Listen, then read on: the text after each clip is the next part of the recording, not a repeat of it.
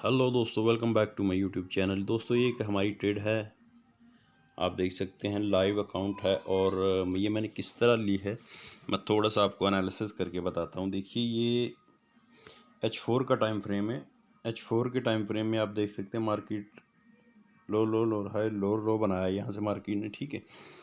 तो ये भी एक डाउन ट्रेंड का 1 2 3 मूव हो चुका है। ये डाउन ट्रेंड का एक वेव है, ठीक है, 1 2 3। तो दूसरे नंबर पे ये देखिए, हम जाएंगे H1 के टाइम फ्रेम। H1 के टाइम फ्रेम में आप देख सकते हैं कि मार्केट इस तरह जा रहा था, higher high higher low higher high higher low higher high, ठीक है।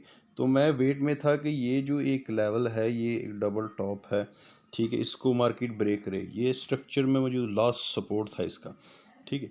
तो ये इसके लास्ट सपोर्ट को इसने ब्रेक किया है, ठीक है। ये देखिए, इसको ब्रेक करके नीचे आया।